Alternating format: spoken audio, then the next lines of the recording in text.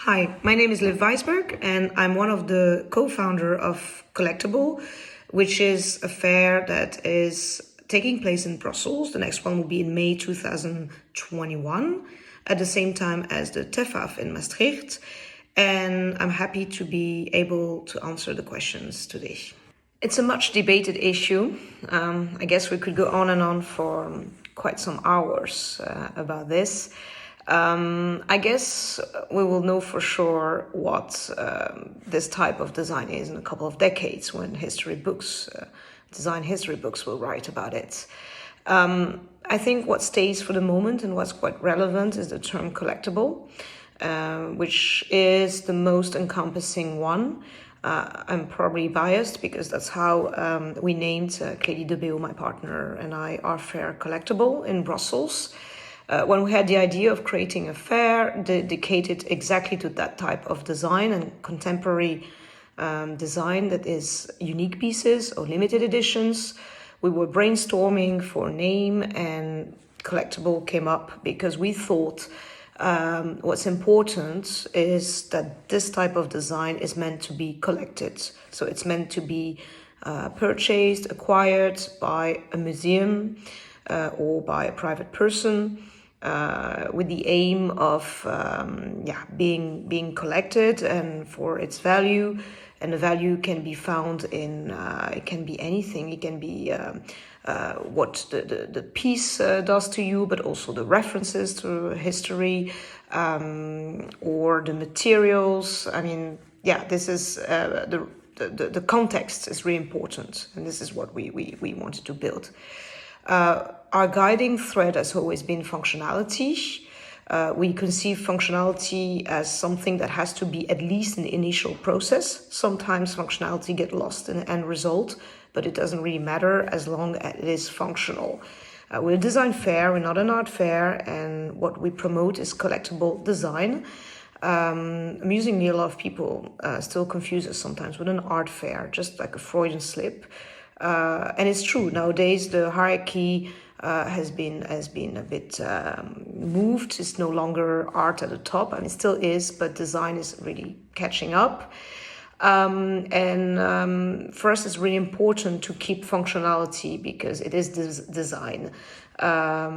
Whether it is collectible or not, when you speak about art, it's not really an issue. But with design, somehow it is. So this is why we had to create some criteria such as uniqueness, limited editions, or bespoke. And by limited edition, we didn't set a number, but we expect to be between 6 or 12, sometimes 20, but it's a discussion we have with each of our participants, and we want to be like a stamp that if work has been shown at Collectible, it means it's potentially collectible. My answer will be, we prefer to speak about contemporary collectible design. We summarize it by saying no vintage, no historical. Historical is obviously collectible, but not contemporary, and no mass production. It has to be worth being collected, and it has to have a sort of value, as I said earlier, and very often the rarity creates the value. A rare piece is collectible. There's also some design pieces that may not be conceived as a collectible piece. Sometimes they're meant for the mass market. The designer doesn't want to sell to a certain elite, wants to reach more, but somehow it happens that it doesn't reach the mass market because of the production, because of the way it's conceived, the way it's made, and the way it's produced, and ends up sort of accidentally as a collectible piece. So we also give a place to this type of work.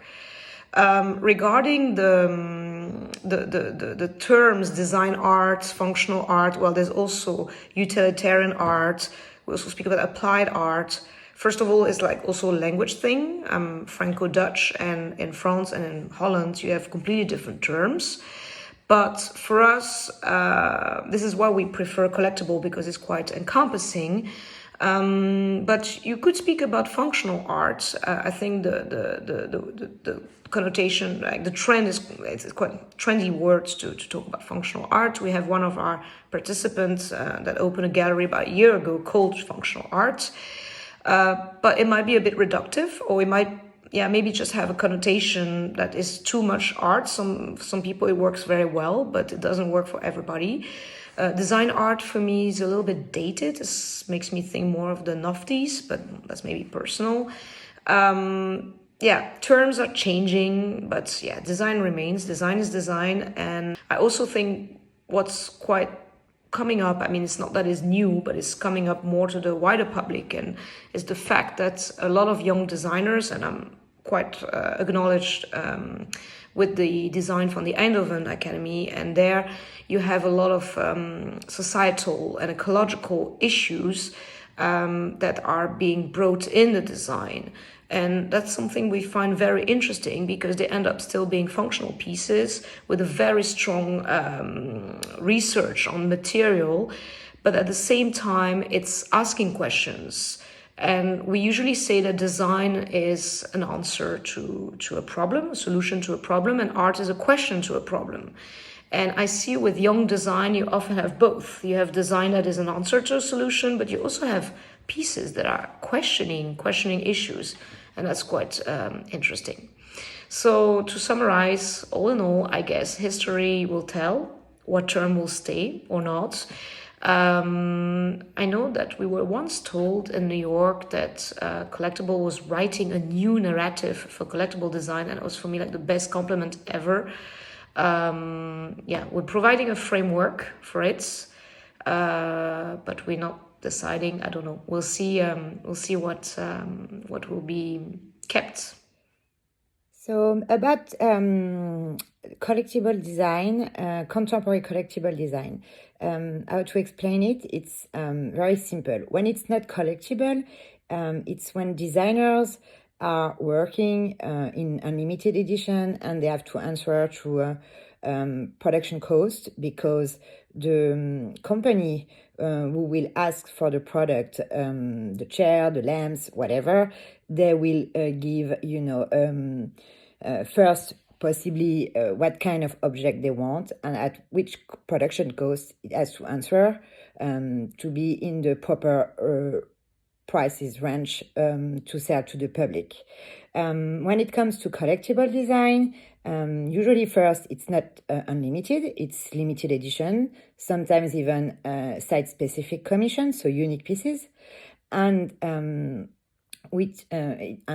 fact is that in this case, the designer is free to create a table, a chair, a lamp. Usually it's a collection for a gallery, and so he's completely free of developing in terms of production what he wants. So there is no limit, actually, on the opposite with unlimited design, where you have the production cost limits, especially. Then after, I think it has also to answer to some criteria, like being able to produce something never seen before. So whatever it's the shape or the way it is produced.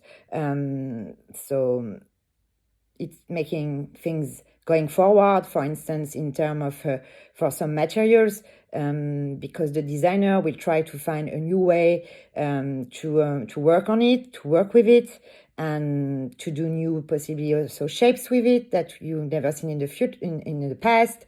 An example can be given, for instance, when you talk about furniture in wood.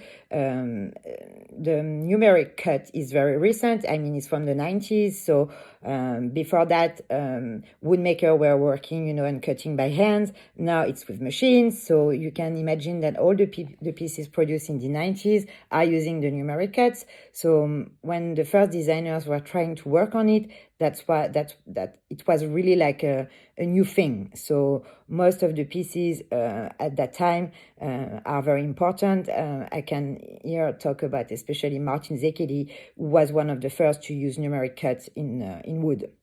Now it's something very typical, but you have to imagine that at what time it was not the case, at what point in the past. Le flou entretenu entre l'art et le design est un sujet qui fait couler beaucoup d'encre. C'est l'objet de débat, pourtant pour moi il n'y a pas trop de débat finalement. On parle de la même chose, on parle du beau. Effectivement, dans des salons de design, vous pouvez trouver aussi des œuvres d'art, puisque les galeristes comme moi ne s'empêchent pas de présenter également des artistes. Néanmoins, pour moi, ça reste assez facilement identifiable. Une artiste comme Christine Makirdy chez Jousse, qui fait des sculptures en céramique, ou Agnès de Bizet chez Gastou, pour moi, reste vraiment, c'est de la sculpture en céramique, ce sont des œuvres d'art. En revanche, la terminologie fine craft, c'est très intéressante. Là, on descend plus vers la fonction quand même, en l'utilisant. Là, je pense, toujours pour rester dans le sujet de la céramique, chez moi, vous allez avoir Emma Prader, qui est une artiste qu'on pourra qualifier de fine craft, ou Martine Stuer chez Colcos, par exemple, en céramique toujours. Là, on est un petit peu plus dans l'idée de fonction, avec des vases, avec des objets sur lesquels on peut s'asseoir, voilà. Pour autant, on n'est pas dans la poterie. Voilà, et c'est ça aussi c'est encore l'étape d'après dans les artisans qui peuvent faire aussi de la céramique. Donc je pense qu'il y a les 3 niveaux et c'est assez facilement identifiable.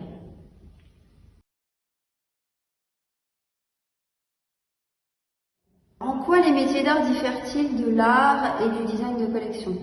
C'est un sujet très sensible chez nous en France. Je ne sais pas en Russie, mais en tout cas chez nous, oui. Et nous avons beaucoup d'artisans d'art et tous les artisans ne sont pas forcément des artistes ou des designers. Voilà, donc ce qui va beaucoup contribuer à qualifier une œuvre de design de collection, je pense, c'est sa grande originalité. Ça, c'est vraiment un critère. On est dans un marché de prospective, c'est-à-dire on crée quelque chose, on essaye de faire bouger les lignes. Donc dans le choix des artistes qu'on va mettre dans cette catégorie-là, on va chercher des artistes qui apportent quelque chose de complètement nouveau en termes de forme, en termes de savoir-faire, pour faire bouger les lignes de ce design de collection. Alors, est-ce que le fine craft maintenant est un phénomène nouveau? Je dirais pas du tout. Ça a toujours existé, surtout en France, où quand même on a une grande tradition d'objets à la limite de l'œuvre d'art et réalisés avec un grand savoir-faire. Je pense par exemple à la console aux autruches de Lalanne dans les années 60. C'est un exemple parmi plein d'autres. Qui représente bien cette catégorie-là, à la limite de l'œuvre d'art, très sculpturale et en même temps fonctionnelle. Maintenant, collectible design, fine craft, je crois que là on tourne un petit peu autour du pot. Pour moi, c'est la même chose.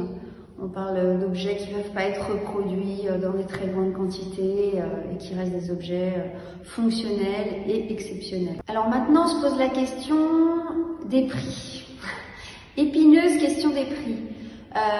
Je pense que les artisans d'art n'ont pas du tout la même approche de tarification, dans la mesure où ils vont monnayer un geste qu'ils connaissent, qui va en fait être basé sur le temps qu'ils vont y passer, le coût de la matière.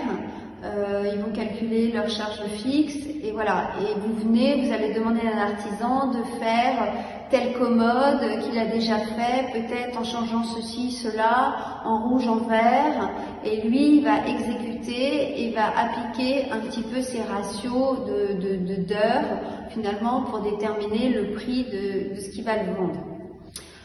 En ce qui concerne l'art et le design de collection, on est beaucoup plus affranchi de ce principe de tarification. Un artiste ne compte pas ses heures. Il y a certains artistes, ils vont passer une année sur une œuvre. Ils vont pas compter forcément combien d'heures ils passent.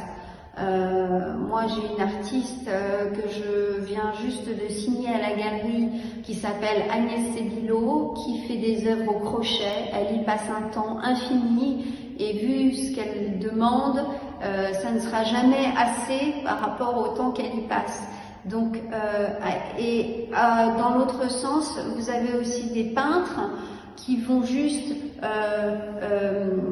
avec juste de la peinture, donc des moyens très simples, peut-être en 25 minutes faire une œuvre majeure, mais ça aura été aussi le fruit d'années de réflexion.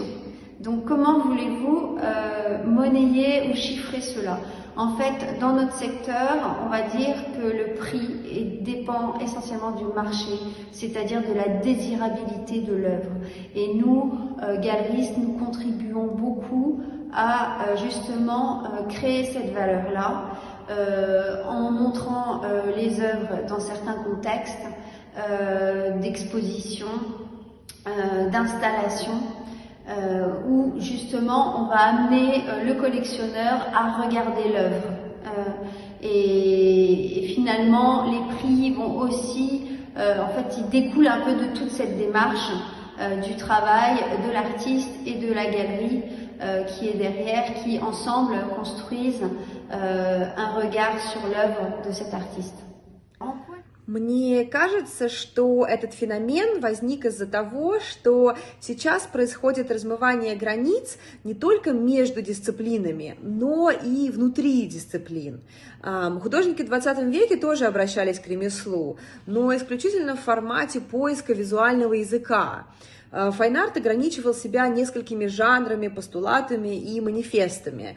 На мой взгляд, за последние 20 лет художники приняли, ну или разглядели тот факт, что в ремесле, то есть то, что на Западе называется craft, в том, как ведет себя материал, в степени владения и взаимодействия с этим материалом, есть экспрессия. Это формат искусства сам по себе. И почему ремесло стало союзником? Потому что невозможно отрицать тот факт, что зачастую в современном мире в техногенной эстетике красиво сделанные, тонкие, приятные для восприятия вещи, их материальность и тактильность, то есть те самые качества, присущие ремеслу, как магнит притягивают зрителя. И зачастую куда сильнее, чем концепты, идеи или литературность. Также не стоит забывать о присутствии социальных сетей. Ведь большая часть искусства на сегодняшний день рассматривается онлайн. И, конечно же, тут ремесло с его манкими деталями и фотогеничностью в выигрышном положении. В общем, мне кажется, что это взаимовыгодная диффузия, и ремесло, и файн-арт давно двигались навстречу друг другу. Для художников и дизайнеров это открывает новые формы, новые способы создания искусства, новые визуальные образы. Опять же, работать в ремесленных техниках сплошное удовольствие, и современных художников невозможно оторвать от глины, к примеру. И мне кажется, что частично из-за этого в последнее время на всех ярмарках и выставках современного искусства столько керамики. В то же время в ремесле очень давно зрело желание и готовность начать вливаться в мир файн-арта, то есть пробить этот несправедливый и снобский барьер. Ремесленникам и craftspeople стало тесно в одной дисциплине, куда их все определяли, то есть чашки и чайники не уживались на выставках по соседству со скульптурами. И сейчас всем намного более комфортно, то есть у утилитарных вещей своя ниша, у файн-крафт и файн-арт своя, и никому не нужно больше доказывать, что инсталляция — это не чашки, и наоборот. Также в ремесленных дискуссиях очень остро на протяжении последних 10 лет стоял вопрос decrafting, то есть отказа от красоты исполнения, от тех рамок и канонов, которые накладывает ремесло. Говоря о Европе, сейчас дискуссии о decrafting, то есть об отказе от ремесленных канонов, и бесконечные споры о том, где пролегает граница между ремеслом и искусством, почти прекратились. Это так, немножечко не камильфо. И просто всем надоело рассуждать на эту тему, потому что, ну к чему споры, когда Гагаузен выставляет керамику в своих галереях, да? Границы стираются, и все уже просто принимают это как данность. Несомненно, файн-арт художники очень много получают от этого смешения, но и для ремесленников, для людей, работающих с материалом, сейчас, на мой взгляд, самое лучшее время за всю историю человечества. По поводу материалов тоже у всех были комплексы. Художники боялись указывать, что они используют глину или другие материалы, потому что это могло понизить цену работ. Ремесленники, в свою очередь, боялись признаться, если они использовали краски или полимеры, мол, это не по правилам того или иного ремесленного канона. Ну, к счастью, к 2020 году это уже почти прошло. Если мы говорим о ремесле, о крафт, то для меня существует несколько делений, как я сама себе описываю то, что производят люди, работающие с материальностью. Я пишу их на примере керамики, но это может относиться к чему угодно. Первое – это studio pottery, то есть это прекрасно сделанные утилитарные вещи, у которых есть качество как от промышленных изделий и дизайна, то есть функциональность, так и элемент fine craft, о нем я расскажу чуть ниже. Далее идет fine art, то есть скульптура и живопись, инсталляции и так далее, в которых используются материалы, но это не является самоцелью этой работы. Fine craft для меня тоже существует, это подтип fine art, это когда ремесленные качества и проявления материала и являются основным способом передать идею или эмоцию. Формат, форма или утилитарность являются тем же, что из себя представляет холст для живописцев, физической, а не идейной основой работ. Очень близко пролегает collectible дизайн. Это как бы скульптура или fine craft с прямой функцией или легким намеком на нее. Но, конечно же, все эти деления не являются самоцелью, это просто помощь самим себе с навигацией в том, чем занимаются различные художники. Лично я, когда смотрю на работы или преподаю, стараюсь не вешать на художников таких ярлыков, так как это ведет исключительно к сужению творческого пространства. Это может быть немного сродни национальности, то есть мы можем для формальности указать, что человек француз или китаец, к примеру, но совершенно не стоит ожидать от него или от нее определенных действий или поведения. Что же касается моих собственных работ, то я редко думаю об этом, но раз вы спросили, то свои объекты я считаю иногда скульптурами из глины, иногда fine craft, тоже зависит от произведения. About the boundaries in between design, art, craft, and as you were asking me, fine craft concept, like ceramic. Actually, I did recently an exhibition with an artist named Sandrine Pani. The show was named actually Backlash. It was last September. But Sandrine is an artist. She's not a designer. So for me, we are talking here about art. It's not vases that we were producing. The difference, it's how the person who is making the work will define himself, herself.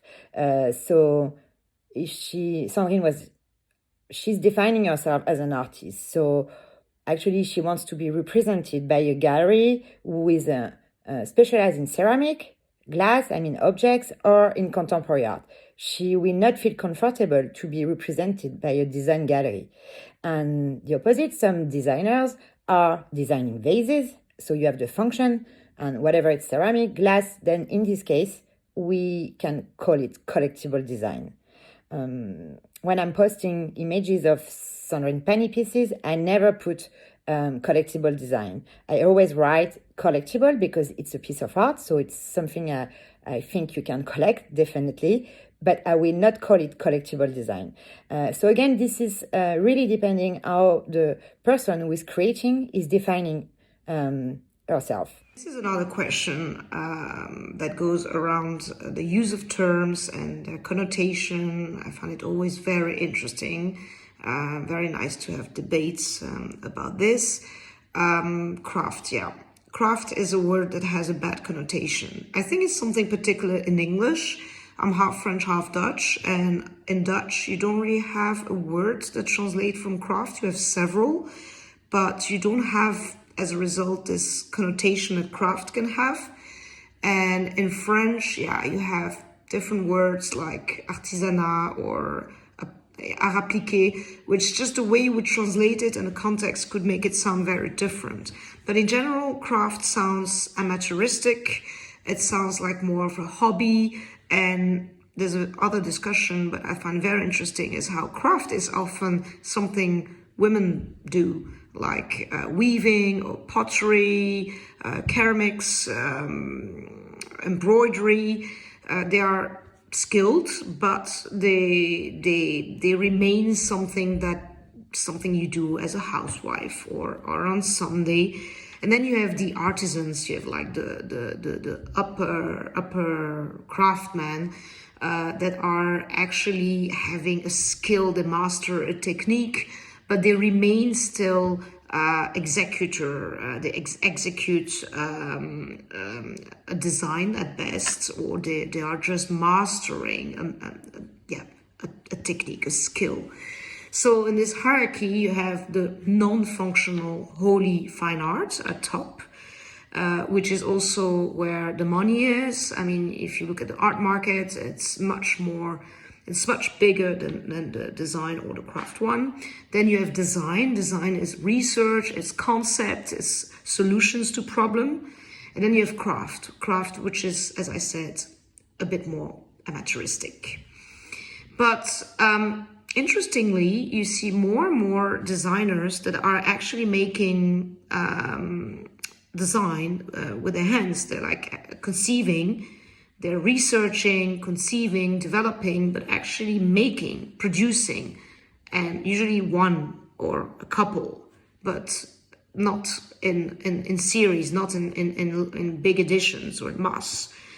And this is how they fall naturally in the collectible design, because they only make a couple or one.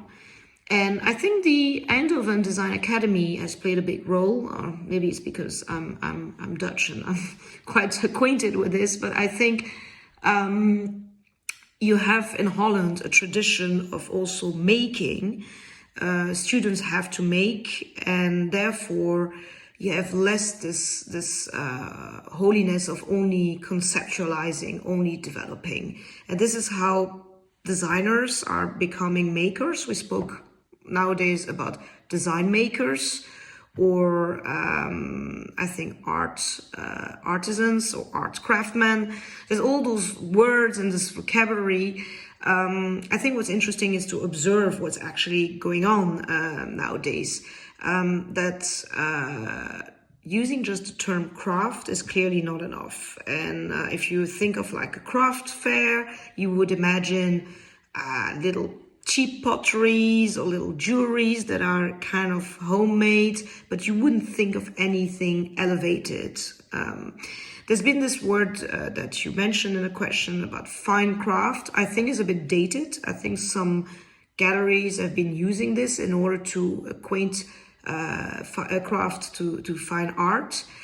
Nowadays, you see a lot of words that are actually encompassing different practices, such as, well, when I say nowadays, I actually mean last decades, but you have like the de-skilled craft, the borrowed skill craft, the DIY movement, also the sloppy craft, the cool craft, extreme craft, craft punk, that was not such a good one, craftivism, so like activist craft, which has a meaning. So what is all this? I can go on, there's like a lot of terms being used, but I think it's the fact that craft has become more than just craft, or is more than just craft. It has also freed the craftsmanship or the artisans. The fact that you no longer need to just be a skill, you're beyond just a skill, you have meaning, you can express something, you can express a unique idea, and therefore you become something more than just a craftsman. I think it's interesting to see that we are really truly in this post-disciplinary era. I mean, it's been a while. Already the Bauhaus, or even before, has been working towards this. But if we consider we're truly in a post-disciplinary era, we shouldn't even have those questions and those debates. But unfortunately, in the eyes of the public, the buyers, the collectors, there's still this hierarchy. And we see it daily with Collectible, for example, that art is really the best. Art is on top. And for art, you can spend any amount of money. For design, yeah, depends. Historical design, you can spend a lot of money. New design is a bit more complicated. You still need to have a name. You still need to know that it's becoming famous and it could be an investment. And with craft, you don't want to spend too much money. I mean, this is how the broader public is considering those disciplines.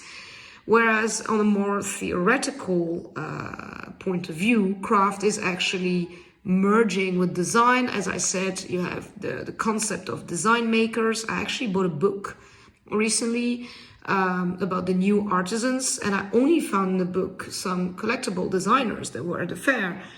But they are referred as artisans. They're not referred as designers. So it's what I explained earlier, how things are merging. But in order to convince people of the value of craft design towards art, there's a lot of strategy to be put in place, like mimicking the art world with the galleries, with the design fairs, the collections, the museums. So this is what we do at Collectible. We're actually mimicking an art fair, because this is also where we have experience. Clearly, my partner and I, we both come from the contemporary art world. So we actually know the code, and we're using instrumentalizing those codes in order to convince people that design is as valuable than art. And then about the difference between design and craft, if I come back, as the previous question was, the topic of functionality. I think for us it's still very important that if you show some craft, it has to be functional craft, and craft is not always functional. I think if craft is just decorative, that's less interesting. That if it's craft with an intention, a meaning, then it becomes contemporary art. You see at a lot of contemporary art fair, ceramics. What is this? Is this craft or is it contemporary art? Again, it's all about the intention. What intent has the maker? What context? In which context this piece is being brought? But in terms of design and craft has nourished a lot. I think it has enabled design to become more collectible by bringing this uniqueness and this homemade. But at the same time, if craft is not functional, then yeah, it's not design. So it's a very, very touchy topic again, and interesting how there's always new terms and new vocabulary being created every year to describe what's going on. Alors maintenant, pour différencier la copie de la citation, finalement c'est assez simple. Je pense que la copie, c'est quand il y a plusieurs éléments qui se retrouvent dans l'œuvre qui est copiée. Ça peut être plusieurs éléments de forme, plus de matériaux, plus de couleurs. Enfin voilà, quand vous avez vraiment une pièce où on a copié la forme du pied, la forme de l'assise, le dossier, enfin vous voyez, ça fait beaucoup de choses. Donc une copie, pour moi, il faut quand même qu'il y ait plusieurs éléments qui rappellent de manière très explicite l'œuvre originale. Maintenant, si c'est juste un emprunt d'un petit morceau de la pièce et après qui est décliné sur une autre pièce complètement différente, avec d'autres matériaux, voilà, là on parle de l'inspiration. Je pense qu'on les avocats, les hommes de droit utilisent le fait qu'il y ait plusieurs éléments identiques pour déterminer effectivement si c'est une contrefaçon ou juste une inspiration. Décidément, aujourd'hui, on va aborder que des questions sensibles et épineuses, puisque maintenant, on va parler de copie ou d'inspiration. Je pense que c'est un petit peu le mal du siècle. Ça, on peut dire que c'est quand même plus récent comme sujet, et je pense que c'est lié étroitement au développement des réseaux sociaux. C'est-à-dire que par rapport il y a une trentaine d'années, les images circulent à une telle vitesse qu'effectivement c'est très inspirant pour tout le monde. Alors, c'est un peu le mal du siècle, hein, malheureusement. Moi, en tant que galeriste, je consacre énormément d'énergie pour la chasse à la copie, puisqu'il faut quand même s'imaginer que mettre au point des œuvres comme ça a pris un temps infini à nos artistes, et nous avons investi beaucoup pour les promouvoir. Donc c'est vrai que des mauvaises copies peuvent complètement nuire à tout notre travail. Donc c'est vrai que s'inspirer, tous les artistes se sont toujours inspirés d'autres artistes. Maintenant, il y a vraiment des copies très directes et des gens qui ont vraiment aucun scrupule. On en voit tous les jours aux quatre coins du globe. Alors grâce à Instagram, c'est très facile de les repérer. Et on se prive pas d'envoyer des lettres d'avocats très régulièrement aux quatre coins du globe pour rappeler à ces personnes que la copie, c'est pas beau. I think regarding your third question, there are two different things. One is like design brands who are buying, rights to be able to reproduce pieces from the 50s, like the Matego lightings, the Prouvé chairs. So it can be Vitra with the Prouvé chairs. They just bought the rights some years ago, just a couple of years ago. And in this case, I think those pieces are becoming interesting for commercial projects. When it's coming to a private collection, I will never advise people to buy a Prouvé new edition. I think in this case, for a collection, a private one, it makes sense to buy the original from the date it was created. But for sure, I think it could be interesting for someone who is not collecting but just trying, to furnish his own space, his place, his personal place, or even like if you do a restaurant, I can understand that you don't want to buy original, because it's going to be used every day, or also, as I was saying, because you're not a collector, you just love design, and plus you don't have the money to buy like the original works. This, I can understand it, but definitely there is a difference. It's not even about the price. I mean, it's just that you buy the piece, from the date of creation, which is a big difference. And also, there are a lot of designers, especially I work with Virgil Abloh, and Virgil loves to pass the history to young generation, because young generations are really close to him, really following him and making him actually very famous today. And that's how he started to explore the past, whatever it's about the Vitra chair that he has done for Vitra. It was presented in Basel in 2019 in June, his collection. So he was recoding the Prouvé Anthony chair or the Potence light. And he did also we did a project together for Carpenter's Workshop Gallery for the show in Venice in 2019 also. The idea was to rework from the Mike Cobb chair, but then to add it and to twist it to today.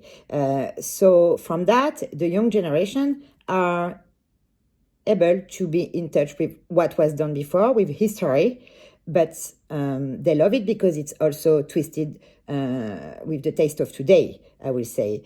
I don't know if it's my English is very clear to express that, but actually this is the idea of Virgil. He just did that for Nike also with the Jordan. So he reworked on the Jordan, that we all know from Nike, and then he twisted it to today, with his own style and with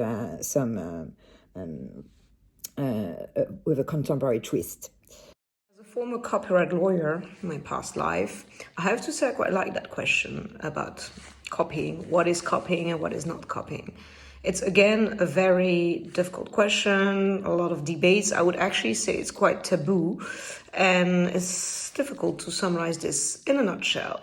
My take is copying is bad. It's evil, it's morally wrong, and we should stand against it. There's really a lot of harm being done to designers and other creators for just stealing, because it's theft, their intellectual property, which protects their creations. When a work is made to just make money by stealing someone else's ideas and actually the form, because copyright protects the form but not the ideas, there's no doubt that is wrong. I mean, we immediately think of China, and there's other countries, of course, that are massively copying classic design icons and selling them on the internet or even on shops in the West for a fraction of the original price. The fact that you can order online, you have like 3D printing, all this has accelerated tremendously all this copying habits and made it all very easy to copy. I read somewhere that there was a copying epidemic, another type of epidemic. This being said, if you focus on the designer themselves, their practice and what they're doing, now it's another story. I mean, we're not talking about pure theft and copy, but more about reinterpreting, about using some designs that are heavily recognizable in a new work. And this is where the debate starts. What is copying and what is not copying, and what is worth it and what is not worth it? Steve Jobs said, apparently he was copying or quoting Picasso, that good artists copy and great artists steal. To be a good designer, you have to be original. I mean, we talked about it. Collectible is unique. You have to show some originality. There's a pressure to be original. An artist or an author is someone who can produce an original work. Design is by essence innovation. You have to make a new product. You have to make a new work that innovates, that solves problems, that change something. And because this originality is particularly praised in design and actually makes the value of a work, it's very complicated to actually claim that any copy work would have any value. And you will notice that people are very awkward. You often see, yeah, but this work reminds me of la la la, and then they quote another designer, more classic and more established. And that immediately discredit or dismiss the work of a designer. There's a romantic idea that the designer should be like the artist or the writer in his attic, in his studio, creating a genius work, like a pure expression of himself. It's true that what we call now functional art, the new collectible design, is highly expressive. This is why it's like somehow very close to art. And yeah, you need to be unique in order to have value. But this pressure to be unique generates actually a lot of unrealistic expectations, put a lot of pressure, and as Jasper Morrison said, it's like design pollution in the end. Why do we expect so much to express personality? Why do we express so much to be original? So my answer to this is look at the context and look at the intention. Some designers have actually a practice that is truly based on copying. They like to question this idea of authorship and originality in their work. It can be simply a homage, so you are copying in order to pay tribute because you admire a certain designer and you want to continue, you want to further this. You're quoting a famous chair by reworking or reinterpreting its shape, its material in a different manner, but you're conscious, you do it on purpose. It's part of your creative strategy to do that. You're not just copying. It can also be, really a conceptual way of producing work, but this is where there's a difference. I'm talking about concept and intention because, it can also be sloppy, it can also be lazy, and we have to really see where it becomes just pure laziness or where there's actually innovation and authorship in this copying strategy. I would say it depends on each work, and difficult to summarize in a couple of minutes this issue, but it is a taboo one, so I think it's very important to talk about it. It's actually very controversial still nowadays to use hacking or rip-off or appropriation, use open source or 3D in order to produce some design works. And it's important to set some sort of criteria, what is acceptable copying and what is not acceptable copying. So what I just told you, I actually copied it from a book, well, it comes upside down, called Ceci n'est pas une copie. It was a show that was in the Cid Grand Tournu, and this whole book is actually setting criterias on what is copying and what is acceptable copying, and which background and which context we should accept. It's a bilingual book, and it's Belgian, so I would recommend you order it because it's very interesting to read all the interviews of different designers about that topic.